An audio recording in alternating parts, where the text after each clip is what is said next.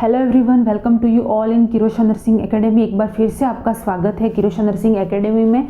और question session जो हमारा रह गया था बिहार सीओचओ का, जो फर्स्ट सेशन हो गया था, सेकंड सेशन ये वाला है जिसके अंदर रिमेनिंग जो क्वेश्चन आंसर हैं वो हम लोग डिस्कस करेंगे। और उससे पहले हम लोग कुछ सीएचओ की जो वैकेंसी आने वाली है उसके बारे में कुछ जान लेते हैं। तो सीएचओ की जो वैकेंसी आने वाली है इसमें दिया किरोशा नर्सिंग एकेडमी की आपको ऐप जो है वो डाउनलोड करनी है प्ले स्टोर में जाकर, और वहाँ पे जाके आपको complete course video with test series, यानी कि उसके अंदर सीएचओ से रिलेटेड सीएचओ में आने लायक जो भी टेस्ट सीरीज है वो भी बहुत ही अच्छी टेस्ट सीरीज उसके अंदर प्रिपेयर की गई है।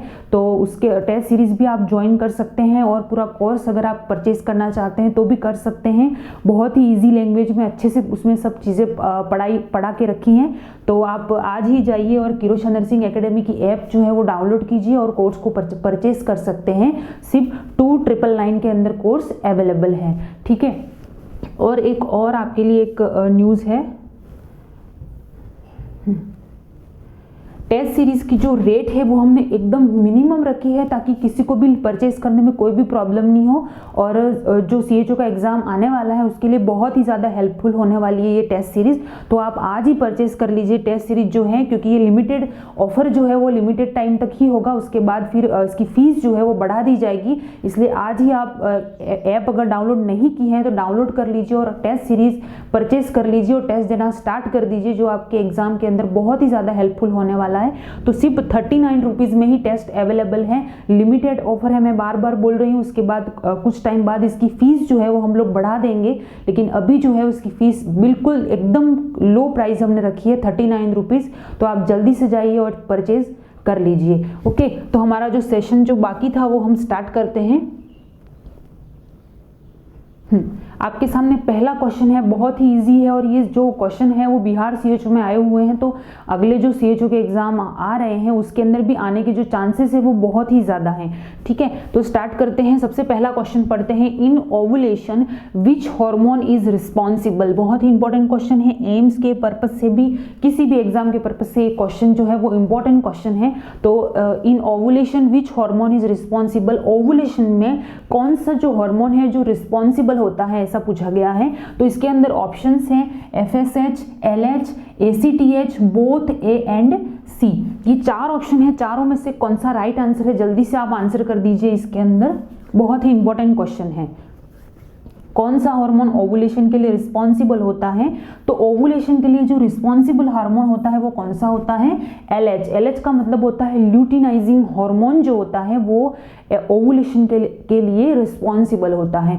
ओके, और FSH जो हार्मोन है वो हेल्प करता है ओवुलेशन में, लेकिन रिस्पॉन्सिबल नहीं होता। ये एग्जाम में कई बार क्वेश्चन आ चुका है, तो आप लोग ध्यान रखिए। LH जो है ल्यूटिनाइजिंग हार्मोन है वो रिस्पॉन्सिबल होता है किसके लिए, ओवुलेशन के लिए। और FSH जो होता है वो हेल्प करता है किसके अंदर, ओवुलेशन के अंदर, फॉलिकल बनाने के अंदर। इसलिए इसका नाम क्या है, फॉलिकल स्टिमुलेटिंग हार्मोन ही इसका नाम है। और ACTH एडिनोकोर्टिकोट्रोपिक हार्मोन है, ये इससे रिलेशन नहीं है इसका। तो ये दोनों हार्मोन जो है वो ओवुलेशन में किसी न किसी रूप में हेल्प करते हैं। ओके, तो इसका राइट आंसर जो क्या है, LH luteinizing hormone. Next question की तरफ बढ़ते हैं। नेक्स्ट क्वेश्चन है, largest muscles of the human body. कल ही मैंने आप लोगों को लॉन्गेस्ट मसल, जो प्रीवियस जो सेशन अपना हुआ था उसके अंदर मैंने आप लोगों को बताया था कि सबसे लॉन्गेस्ट मसल्स कौन सी है हमारी बॉडी की, और आज पूछा गया है कि सबसे लार्जेस्ट मसल्स कौन सी है। ओके, तो जल्दी से अपने ऑप्शन पढ़ लेते हैं। Sartorius muscles, deltoid muscles, dorsal gluteal या ग्लूटियल मैक्सिमम। तो राइट आंसर कर दीजिए जल्दी से। बहुत ही इंपॉर्टेंट क्वेश्चन है, कल भी मैंने आपको बता दिया था कि इसका राइट आंसर लॉन्गेस्ट कौन सी है, लार्जेस्ट कौन सी है, ये पहले ही हम लोग डिस्कस कर चुके हैं। तो आई डोंट थिंक सो कि किसी का गलत होना चाहिए। तो इसका जो राइट आंसर है, largest muscles of the human body जो होती है वो कौन सी होती है, ग्लूटियल मैक्सिमम जो मसल्स होती हैं वो लार्जेस्ट मसल्स होती हैं। और लॉन्गेस्ट कौन सी होती हैं, सार्टोरियस मसल्स कौन सी होती हैं, लॉन्गेस्ट मसल्स होती हैं। Okay, clear. नेक्स्ट क्वेश्चन की तरफ बढ़ते हैं। नेक्स्ट क्वेश्चन है world population day is celebrate on. CHO के एग्जाम में एक ऐसे डे से रिलेटेड क्वेश्चन जरूर आएगा, तो आप जो भी हम जितने भी सेशन हमारे होंगे उसके अंदर हम कुछ ना कुछ ऐसी चीज डालेंगे और वो आपको एग्जाम में हूबहू देखने को मिल सकती है। जैसे कि प्रीवियस में योगा डे हमने देख लिया, ऐसे आगे और आज हम पॉपुलेशन डे कब मनाया जाता है, एनवायरमेंट डे कब मनाया जाता है, वुमेंस डे कब मनाया जाता है, तो ऐसी चीजें ये जो है उसमें से एक क्वेश्चन 100% बनेगा। इसीलिए आज का जो क्वेश्चन है वो world population day is celebrate on कब मनाया जाता है। तो पहला ऑप्शन है 11 जुलाई को, 11 जून को, 11 अगस्त को या 21 जून को। इन चारों में से राइट आंसर क्या होगा, जल्दी से आंसर कर दीजिए। बहुत ही इंपॉर्टेंट और बहुत ही इजी क्वेश्चन है और आने के चांसेस भी बहुत ज्यादा हैं। तो वर्ल्ड पॉपुलेशन जो डे है वो कब मनाया जाता है, 11 जुलाई। 11 जुलाई को वर्ल्ड पॉपुलेशन डे मनाया जाता है। योगा डे कब मनाया जाता है, 21 जून को योगा डे मनाया जाता है। प्रीवियस क्लास में हम इसमें डिस्कशन कर चुके हैं। ओके, नेक्स्ट क्वेश्चन की तरफ बढ़ते हैं। नेक्स्ट क्वेश्चन बहुत ही ज़्यादा इंपॉर्टेंट है। किसी भी एग्जाम के पर्पज से कुछ सिलेक्टेड टॉपिक ऐसे होते हैं जिससे एग्जाम में 100% क्वेश्चन आता है, वैसे ही कुछ क्वेश्चन इसके अंदर डाले हैं हमने। तो इसका आप ऑप्शन पढ़िए, आराम से क्वेश्चन पढ़िए और इसका जल्दी से राइट आंसर करके बता दीजिए। ओके, तो farmer lung disease caused by, farmer lung जो डिजीज होती है वो किससे होती है ऐसा पूछा गया है। तो वेजिटेबल्स, स्प्रिंकल्स, ग्रेन्स या कोल। तो इसका राइट आंसर क्या होगा, ग्रेन्स। ग्रेन्स जो होती है वो फार्मर्स डिजीज जो होती है वो किस, फार्मर लंग डिजीज जो होती है वो किससे होती है, ग्रेन से होती है। ओके, और कोल से जो होती है उसको हम बोलते हैं एंथ्रेकोसिस।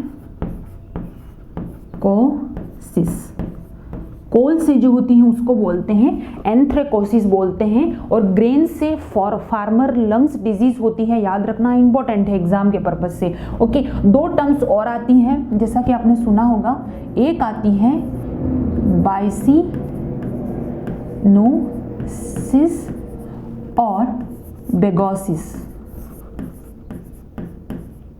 ये दो टर्म जो होती हैं वो एग्जाम में और हमको देखने को मिलती हैं, बाइसिनोसिस और बेगोसिस। तो बेगोसिस का मतलब होता है sugar cane dust.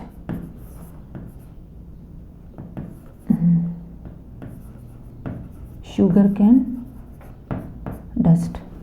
Sugar cane dust का मतलब होता है कि अगर बार बार कोई पर्सन अगर शुगर की फैक्ट्री में काम कर रहा है और उसके बार बार उसके कांटेक्ट में आ रहा है, उसके डस्ट के कांटेक्ट में आ रहा है, तो जिससे होने वाली डिजीज जो होती है उसको बेगोसिस बोलते हैं। और कॉटन डस्ट यानी कि कॉटन फाइबर डस्ट से होने वाली डिजीज को क्या बोलते हैं, बाइसिनोसिस, कॉटन डस्ट।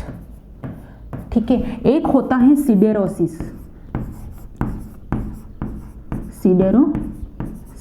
ये क्या होता है, आयरन पार्टिकल, इससे होने वाली डिजीज है। इसके लिए हम उसको क्या बोलते हैं, सिडेरोसिस बोलते हैं। ये दो टर्म अक्सर एग्जाम में पूछी जाती हैं, बहुत ही ज्यादा इंपॉर्टेंट है ये दोनों टर्म्स, तो आप अच्छे से याद रखना, बाइसिनोसिस और बेगोसिस। ओके, नेक्स्ट क्वेश्चन की तरफ बढ़ते हैं। नेक्स्ट क्वेश्चन है PPIUD का मतलब क्या होता है। Okay, purified protein of intrauterine device. Next है pre partum intrauterine device. Next है post partum intrauterine device. Fourth is partum post intrauterine device. Simple है लेकिन जिसने पढ़ा हुआ नहीं है एग्जैक्टली वो गलत होने के चांसेस इसके अंदर बहुत ही ज्यादा हो जाते हैं, तो बिल्कुल केयरफुली पढ़ना है। पहला ऑप्शन ही देख के हमको राइट नहीं कर देना है, चारों ऑप्शन अच्छे से देखने हैं, उसके बाद ही टिक करना है। ओके, तो इसका जो राइट आंसर बहुत ही ईजी है, पोस्ट पार्टम इंट्रायूटेराइन डिवाइस जो होती है उसका ये शॉर्ट नेम है PPIUD।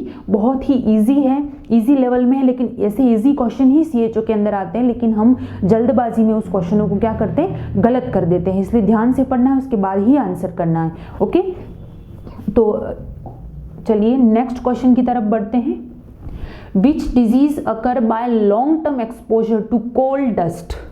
अभी मैंने आप लोगों को बताया बहुत ही इजी है कि कौन सी ऐसी डिजीज है जो कि कोल्ड डस्ट से फैलती है, ऐसा पूछा गया है। इसके ऑप्शंस हैं siderosis, pneumoconiosis, anthracosis, both A, B and C।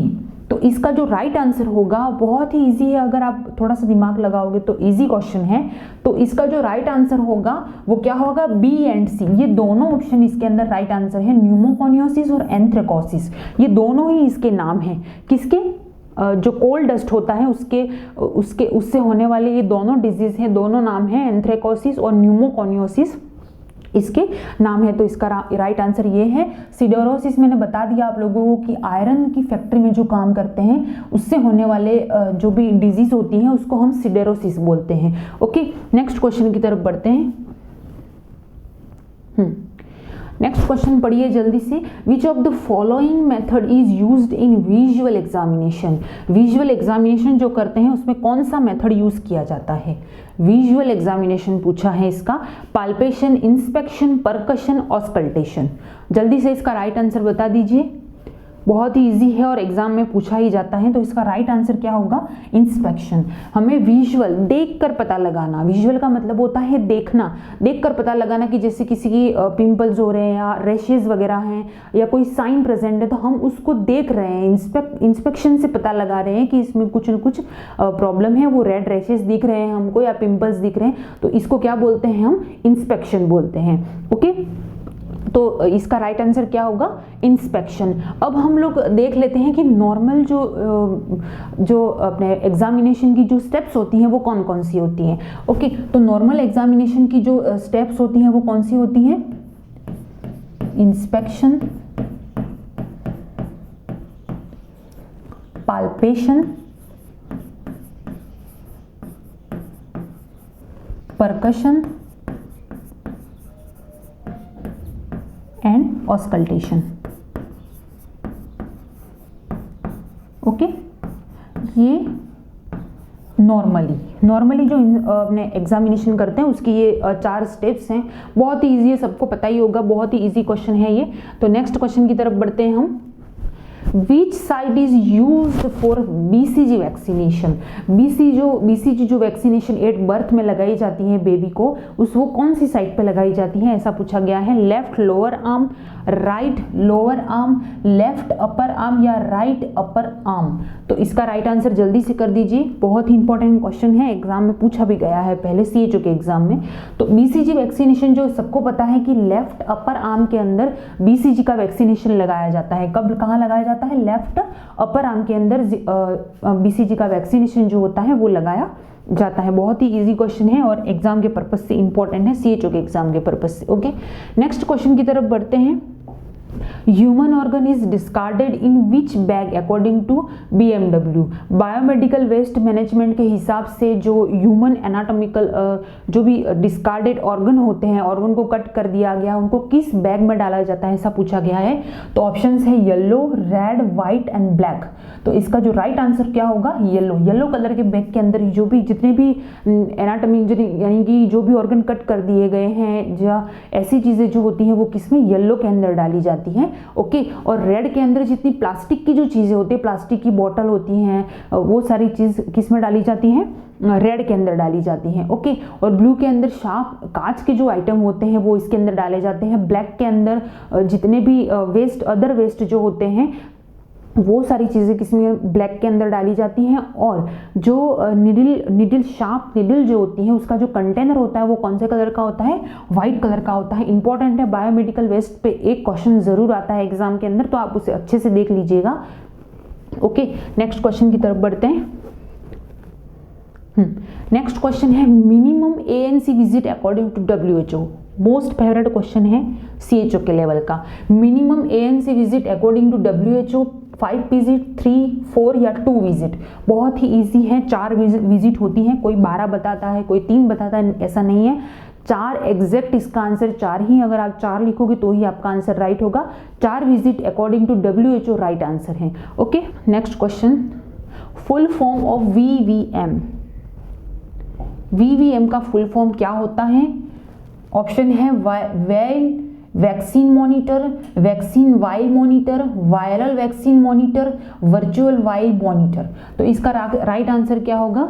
Vaccine vial monitor जो है इसका राइट आंसर होगा। बहुत इजी क्वेश्चन है, एग्जाम में पूछा जाता है, पूछा गया है CHO के एग्जाम में। Age of menarche in female, previous year CHO के एग्जाम में, राजस्थान सीएचओ में ये क्वेश्चन आ चुका है इससे रिलेटेड। तो age of menarche in female पूछा गया है, बहुत ही ईजी है।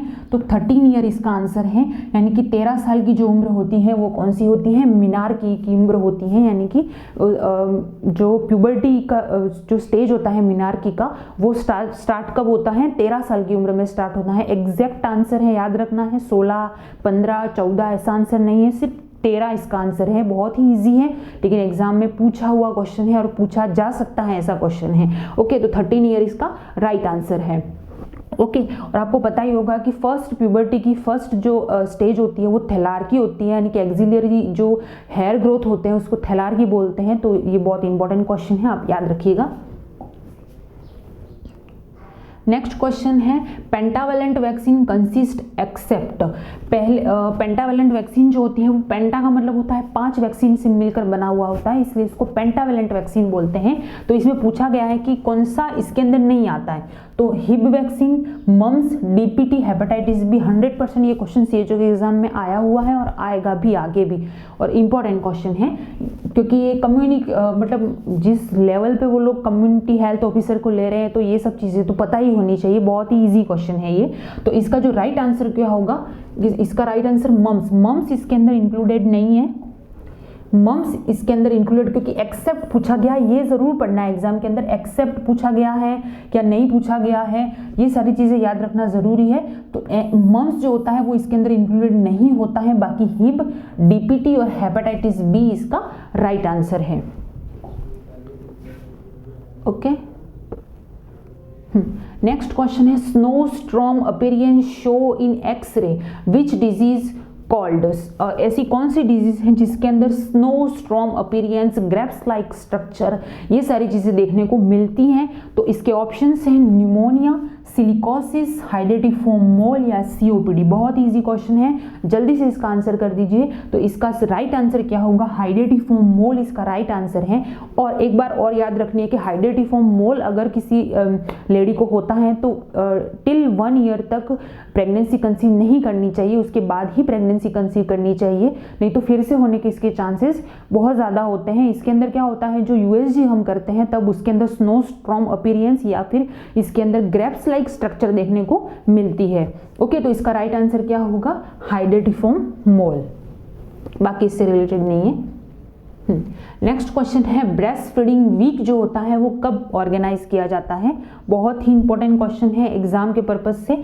7th डेज सितंबर 1 to 10 डेज सितंबर, 1 to 7 डेज अगस्त या 1 to 10 डेज अगस्त। तो इसका राइट आंसर क्या होगा, 1 to 7 डेज ऑफ अगस्त, यानी कि अगस्त का जो महीना आता है उसके अंदर 1 से 7 तारीख तक जो डेट होती है उसके अंदर हम ब्रेस्ट फीडिंग वीक सेलिब्रेट करते हैं every year. Okay, next question की तरफ बढ़ते हैं। नेक्स्ट क्वेश्चन पढ़िए और जल्दी से इसका आंसर कर दीजिए। Full form of IDD. IDD की फुल फॉर्म क्या होती है, एमपीसीएचओ में भी आ चुका है ये क्वेश्चन है जो। तो Indian demand draft iodine deficiency disorder, iodine disorder deficiency, Indian draft of demand. तो जल्दी से इसका राइट आंसर कर दीजिए, बहुत ही इजी है। आयोडीन डेफिशिएंसी डिसऑर्डर इसका राइट आंसर है। और आयोडीन डेफिशिएंसी डिसऑर्डर से कौन सी डिजीज होती है, गोइटर जो होता है वो किसकी वजह से होता है, आयोडीन की कमी से होता है, जो कि हिमाचल प्रदेश जो है वहाँ पे बहुत ज़्यादा ये केस देखने को मिलते हैं, आयोडीन डेफिशिएंसी से होने वाला गोइटर। ओके, नेक्स्ट क्वेश्चन की तरफ बढ़ते हैं। नेक्स्ट क्वेश्चन है which layer present in uterus. Uterus के अंदर कौन सी लेयर प्रेजेंट होती है, ऑप्शन है एंडोमेट्रियम, एंडोकार्डियम, एंडोमेट्रियम या पेरिकार्डियम। इसमें एलिमिनेशन अगर मेथड आप यूज करोगे तो इजीली इसका आंसर आ जाएगा। एंडोकार्डियम मतलब ही नहीं है क्योंकि ये रिलेटेड किससे है, हार्ट से रिलेटेड है। एमेट्रियम कुछ होता नहीं ऐसा, और विदाउट लेयर ऐसा कुछ। और इसका एंडोमेट्रियम जो होता है तो इसका राइट आंसर क्या होगा, एंडोमेट्रियम इसका राइट आंसर है। पेरिकार्डियम रिलेटेड टू हार्ट है तो इसका राइट आंसर क्या होगा, एंडोमेट्रियम इसका राइट आंसर होगा। ठीक है, इतना ही याद रखना है कि हार्ट से रिलेटेड आ जाएगा तो कार्डियो लगेगा, और अगर यूट्रस से रिलेटेड आ जाएगा तो क्या लगेगा, मेट्रियम लगेगा। ये इसका इंपॉर्टेंट थिंग्स है, इसलिए आप डिस्टर्ब नहीं हो, इसलिए क्लियर रखना है ये चीज़, ठीक है। चलिए नेक्स्ट क्वेश्चन पढ़िए और जल्दी से आंसर कर दीजिए। Smallest bone in the human body, options पहला है इनकस, मेलियस, स्केपुला, स्टेपिस। तो इसका राइट आंसर क्या होगा, बहुत ही इजी है। स्टेपिस जो होती हैं वो सबसे स्मॉलेस्ट बोन होती हैं ह्यूमन बॉडी की, याद रखनी है, सबसे स्मॉलेस्ट बोन होती है ह्यूमन बॉडी की। 3 बोन होती हैं ईयर के अंदर, मेलियस, इनकस, स्टेपिस, ये 3 बोन होती है। सबसे छोटी जो बोन होती है स्टेपिस होती हैं, जो कि हॉर्स शू शेप्ड होती हैं। ये भी याद रखना है, एग्जाम के पर्पज से इंपॉर्टेंट है कि हॉर्स शू शेप्ड होती हैं। कौन सी होती हैं, स्टेपिस सबसे छोटी बोन होती हैं, किसकी, ईयर के अंदर पाई जाती है।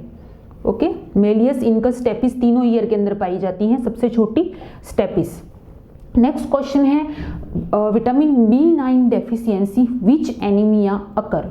ऑप्शंस हैं folic acid deficiency anaemia, megaloblastic anaemia, both A and B, या पर्निशियस एनीमिया। ओके,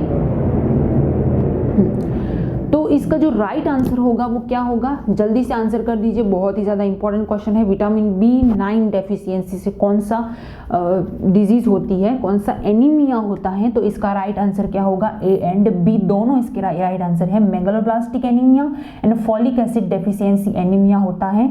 ये जो होता है विटामिन B12 की डेफिशिएंसी से होता है, और इसमें इंट्रिंसिक फैक्टर की कमी हो जाती है vitamin B12। Okay, vitamin B12 की डेफिशिएंसी से कौन सा होता है, पर्निशियस एनीमिया, और मेगालोब्लास्टिक और folic acid deficiency anaemia B9 की डेफिशिएंसी से होता है। ओके, बहुत ही इंपॉर्टेंट है। सारे जो विटामिन है और उसकी डेफिशिएंसी से होने वाले जितने भी एनीमिया है वो सारे इंपॉर्टेंट है एग्जाम के पॉइंट ऑफ व्यू से। ओके, नेक्स्ट क्वेश्चन है OPV was added in immunisation scheduled in the year.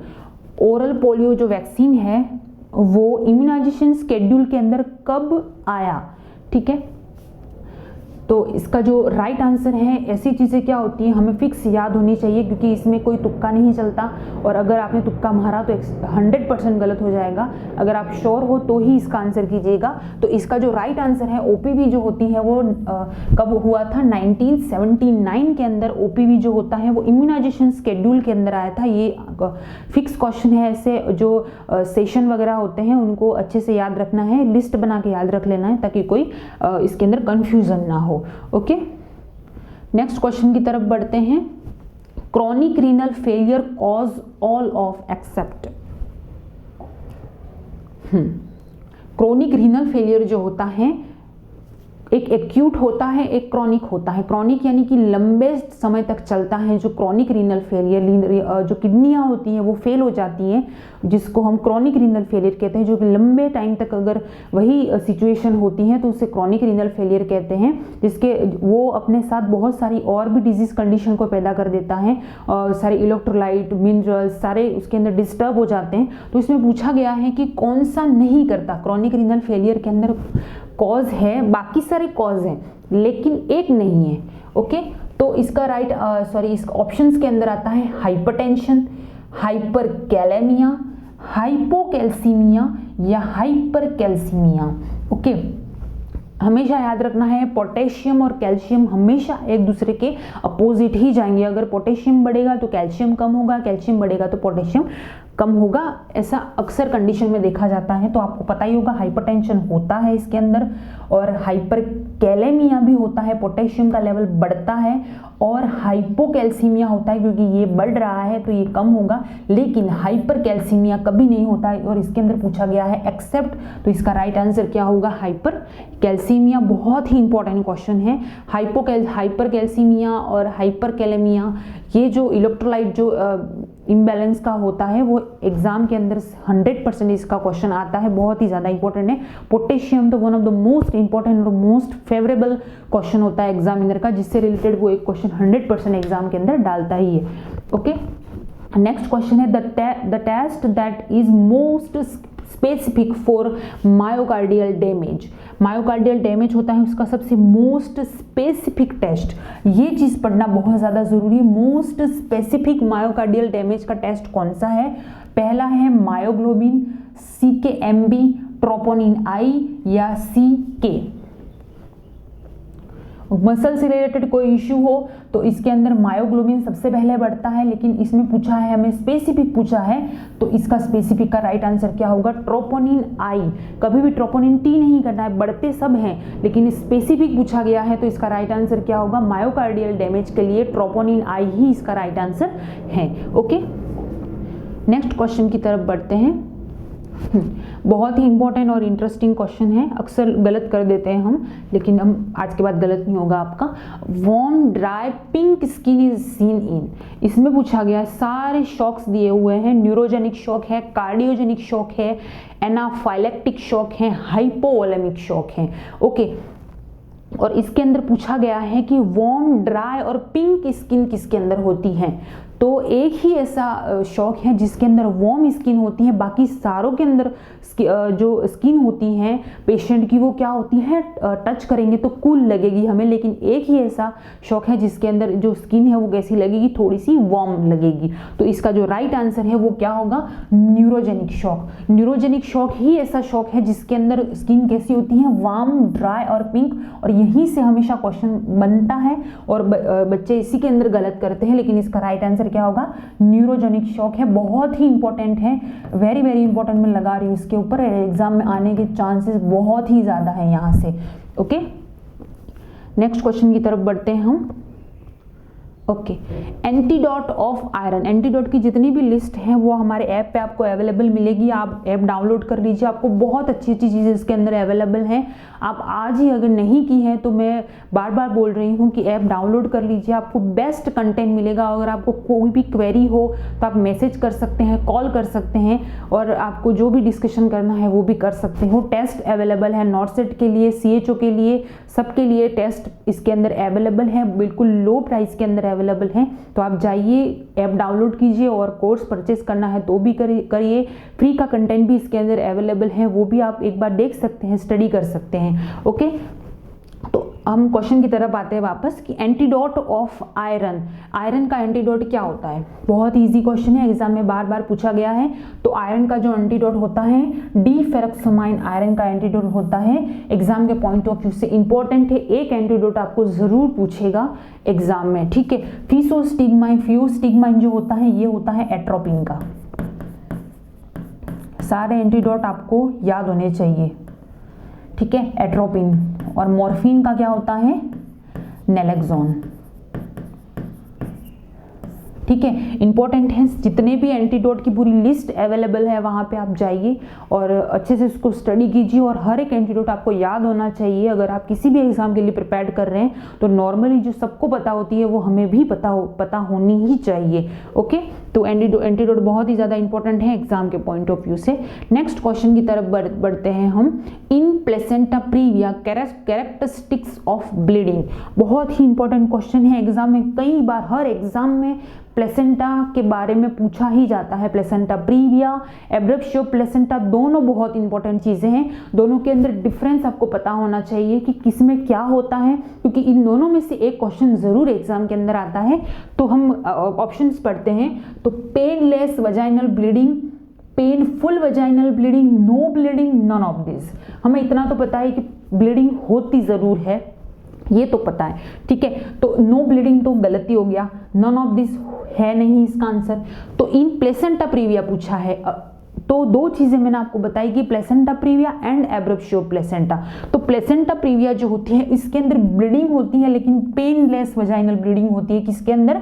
Placenta previa के अंदर। और पेनफुल वजाइनल ब्लीडिंग किसके अंदर होती है? एब्रप्शियो प्लेसेंटा के अंदर होती है। और पेनलेस, बिल्कुल भी पेन नहीं होता और ब्लीडिंग होती है, वो कौन सी होती है? प्लेसेंटा प्रीविया के अंदर। एक चीज आप याद रखोगे, दूसरी ऑटोमेटिक याद हो जाएगी, और गलत भी नहीं होगी और कंफ्यूजन भी नहीं होगा। तो इसका राइट आंसर क्या होगा? Painless vaginal bleeding. इसके बारे में जितनी ओबीजी की जितनी भी क्लासेस हैं बहुत ही अच्छे से डिटेल में पढ़ा रखा है, तो आप ऐप में देख सकते हैं, वो चीज़ें बहुत ही अच्छे से एक्सप्लेन किया हुआ है, आपका कभी भी गलत नहीं होगा, इजी लैंग्वेज में बिल्कुल पढ़ा रखा है। ओके, नेक्स्ट क्वेश्चन की तरफ बढ़ते हैं। When was NRHM launched in India? National rural health mission जो है वो इंडिया के अंदर कब आया था, ऐसा पूछा गया है। तो इसका बहुत ही सिंपल आंसर है 12 अप्रैल 2005 को आया था। इंपॉर्टेंट है एग्जाम के पॉइंट ऑफ व्यू से NRHM। ओके, नेक्स्ट क्वेश्चन की बढ़ते हैं। डॉट्स फेवरेट क्वेश्चन है, एग्जाम में CHO के एग्जाम में आता ही है और आएगा भी, ठीक है। तो इसके ऑप्शन है observation, direct short course of tuberculosis, treatment of direct course of TB, direct observation treatment short course. तो इसका राइट आंसर क्या होगा? Direct observation treatment short course इसका राइट आंसर है। डॉट्स का पूरा नाम पूछा जाता है, याद कर लीजिएगा, direct observation treatment short course इसका राइट आंसर है। ओके, नेक्स्ट क्वेश्चन की तरफ बढ़ते हैं। Visual equity checked by which chart? Visual equity जो होती है वो कौन से चार्ट से चेक कर सकते हैं? तो इसका जो राइट आंसर है वो क्या होगा? स्नेलन चार्ट जो होता है वो इससे डिस्टेंस विजन का भी चेक कर सकते हैं और विजुअल एक्विटी टेस्ट करने के लिए भी किया जाता है, ये भी किया जाता है, लेकिन ये कलर विजन के लिए किया जाता है। किसके लिए किया जाता है? Colour vision. ओके, एग्जाम के पॉइंट ऑफ व्यू से इंपॉर्टेंट है। इशारा चार्ट जो होता है वो कलर विजन के लिए किया जाता है और स्नेलन चार्ट जो होता है वो डिस्टेंस विजन और विजुअल एक्विटी भी पूछा जाए तो इसका राइट आंसर क्या होगा? Snellen chart. Okay, next question की तरफ बढ़ते हैं। Absence of sperm in semen, इसका राइट आंसर क्या होगा? इंपॉर्टेंट है बट कंफ्यूजिंग है ये क्वेश्चन भी। Absence of sperm in semen, asthenozoospermia, aspermia, azoospermia, polyspermia. जल्दी से इसका आंसर कर दीजिए। तो इसका राइट आंसर क्या होगा? एजूस्पर्मिया इसका राइट आंसर है। Absence of sperm in semen, sperm के अंदर सीमन प्रेजेंट नहीं है तो उसको एजूस्पर्मिया बोलते हैं। सीमन ही नहीं है तो उसको एस्पर्मिया बोलते हैं, सॉरी स्पर्म ही नहीं है तो एस्पर्मिया बोलेंगे। पॉलीस्पर्मिया मतलब कि बहुत ज़्यादा 250 मिलियन से भी ज़्यादा जो होते हैं स्पर्म बन रहे हैं तो उसको पॉलीस्पर्मिया बोलेंगे। ओके, तो ये इसका राइट आंसर है। याद रखना है इसका राइट आंसर कौन सा होगा? एजूस्पर्मिया, कंफ्यूज नहीं होना है। ओके, नेक्स्ट आगे बढ़ते हैं। ये पूरा दे रखा है, मैं आपको थोड़ा सा बता देती हूँ एस्पर्मिया ताकि आप कंफ्यूज ना हो एग्जाम में अगर आ जाए तो। Aspermia complete lack of semen with ejaculation, ejaculation जब होगा बिल्कुल भी एक भी सीमन नहीं होगा तो उसको हम क्या बोलते हैं? एस्पर्मिया। एजूस्पर्मिया लैक ऑफ स्पर्म, ओके, उसको क्या बोलेंगे? एजूस्पर्मिया। ओलिगोजूस्पर्मिया यानी कि sperm count less than 15 million पर ml, 15 मिलियन से भी कम होता है। ओवुलेशन के लिए मिनिमम 20 मिलियन तो होना ही चाहिए, ओके, पर ml। नेक्स्ट है पॉलीस्पर्मिया, स्पर्म काउंट जो होती है 250 मिलियन से भी ज़्यादा होती है उसको पॉली का मतलब ज़्यादा, 250 मिलियन से भी स्पर्म काउंट ज़्यादा होंगे उसको पॉली बोलेंगे। एस्थेनोजूस्पर्मिया यानी कि रिड्यूस्ड स्पर्म मोटिलिटी, स्पर्म की जो मोटिलिटी होती है वो अगर कम है तो उसको क्या बोलते हैं? एस्थेनोजूस्पर्मिया। ये कुछ टर्म्स हैं जो एग्जाम के लिए इंपॉर्टेंट है तो आप इसको याद कर लीजिएगा। ओके, नेक्स्ट क्वेश्चन है हमारा, इंपॉर्टेंट है एग्जाम CHO के पर्पज से, इजी है, जनरल साइंस का है, इंपॉर्टेंट है। Acid rain due to, acid rain किसकी वजह से होती है? सिंपल है, आपको याद रखना है, रट लो, SO2 और नाइट्रोजन, सल्फर और नाइट्रोजन ऑक्साइड इसका राइट आंसर है। एग्जाम के पर्पज से इंपॉर्टेंट है, सीधा पूछ लेते हैं ऐसी चीज़ों में कोई कंसेप्ट नहीं लगाना होता है, आपको याद करने की ज़रूरत होती है। तो ये हमारे जो हमने 2 सेशन में कंप्लीट कर लिया, हमारा CHO का, बिहार CHO का जो भी पेपर था वो हमने सॉल्व कर दिया। अब हम नेक्स्ट जो होते हैं वो हम लोग कम्युनिटी की तरफ जाएंगे और आप लोगों को कुछ अच्छा जो है अगली वीडियो में देखने को मिल जाएगा आपको, जो एग्जाम के पॉइंट ऑफ व्यू से बहुत ही ज़्यादा इंपॉर्टेंट है। तो thank you for watching this video. और आज ही किरोशा एकेडमी डाउनलोड कीजिए। ट्रस्ट मी, आप लोग निराश नहीं होंगे और आपको बेस्ट कंटेंट मिलेगा और बहुत ही कम प्राइस में, ताकि हर कोई इसको परचेस कर सकता है। और अगर आपका कोई इश्यू है तो आप हमें कॉल कर सकते हैं, मैसेज कर सकते हैं, आपको रिप्लाई ज़रूर मिलेगा।